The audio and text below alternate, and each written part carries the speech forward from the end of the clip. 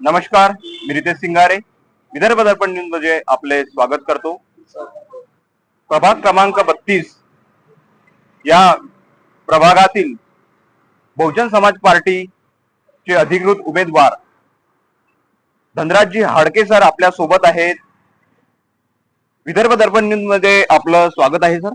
जय Bhim. Bahujan Samaj party याकडनं आपण उमेदवारी घेतलेली आहे, काय नेमकं सांगू शकाल?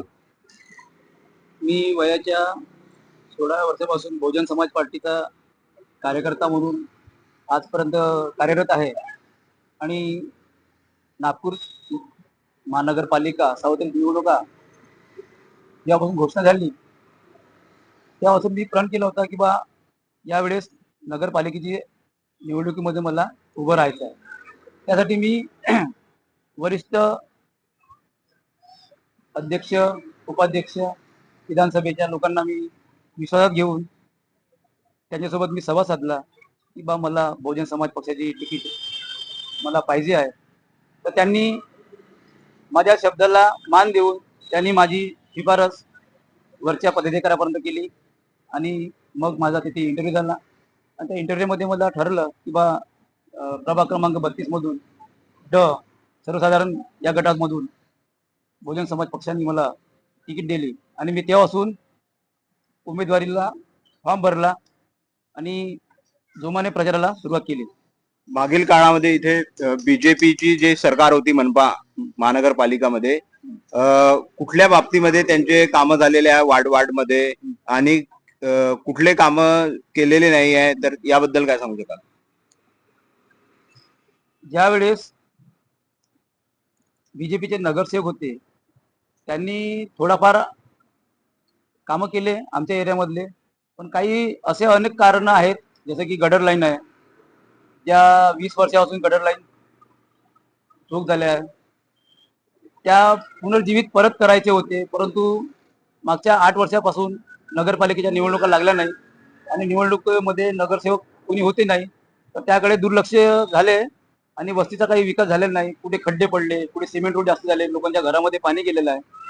अशा अनेक समस्यासाठी तोंड लोकांना द्यावं लागून राहिलं. पण आम्ही जर निवडून आलो तर माझे 3 मुद्दे राहणार आहेत. ज्या झोपडपट्ट्या बसलेल्या आहेत स्लम एरियामध्ये त्यांना मालकी हक्काचे पट्टे द्यायचे मला. तिसरा मुद्दा असा आहे की बा ज्या गटर लाईन चोकीव झालेल्या आहे त्याचं रिप्लेशन करणार आहोत, म्हणजे दुरुस्ती करणार आपण. आणि तिसरा मुद्दा असा आहे की ज्या प्रभागामध्ये ज्या कचऱ्याच्या गाड्या फिरतात आणि जे वस्त्यामध्ये घरामध्ये जे कचरा साचतो असतो त्यापर्यंत सुविधा लोकांपर्यंत ते नगरपालिकेचे कर्मचारी येत नाही. त्यासाठी आपण 100 लोकांना नगरपालिकेमध्ये तिथे आपण नोकरी देणार आहोत. सौ सुमनताई मनोहरजी बनसोड या सुद्धा बहुजन समाज पार्टीकडनं 32 मधनं उमेदवार आहेत. एक महिला उमेदवार म्हणून आपण उमेदवारी घेतलेली आहे, काय सांगू शकाल? प्रभाग 32 सुमन मनोहरजी बनसोड या वार्डाचे या प्रभागाच्या जे उर्वरित काम आहे जसं रोड आहे आणि जे काही गडर लाईनी आहेत ते चोकट झालेले आहेत, त्या अजूनही म्हणजे काही ठिकाणी दुरुस्त झालेल्या नाही आहे आणि हा सर्व दुरुस्त झाल्या पाहिजे. तसंच कचरा वगैरे आहे त्याच्यात कोणत्या ठिकाणी गाड्या वगैरे लागत नाही आहेत त्या पण आम्ही लावून देऊ. तसेच कॉर्पोरेशनच्या ज्या शाळा आहेत त्या पडक्या झालेल्या आहेत, तुटफूट झालेल्या आहेत आणि विद्यार्थ्यांना तिथे शिक्षणाची सोय बरोबर नाही आहे. जे गरीब विद्यार्थी आहेत ते शिकू शकत नाही, इतकं महागडं शिक्षण ते घेऊ शकत नाही. आमचं असा विचार आहे की त्यांना सुद्धा इंग्लिश मीडियम शिकता यावं, त्यांना पण त्या शाळेमध्ये कॉर्पोरेशनच्या ज्या शाळा आहेत त्या उघडण्यात याव्या, त्यांना शिक्षण मिळावं. तसंच महिलांच्या ज्या काही समस्या असतील त्या पण आम्ही दूर करू आणि आमच्या प्रभागातील जे काही पट्टे झालेले नाही आहेत, आम्ही आमच्या प्रभागामध्ये फिरलो, काही झोपडपट्टे आहेत त्यांना पट्टे मिळालेले नाही आहे.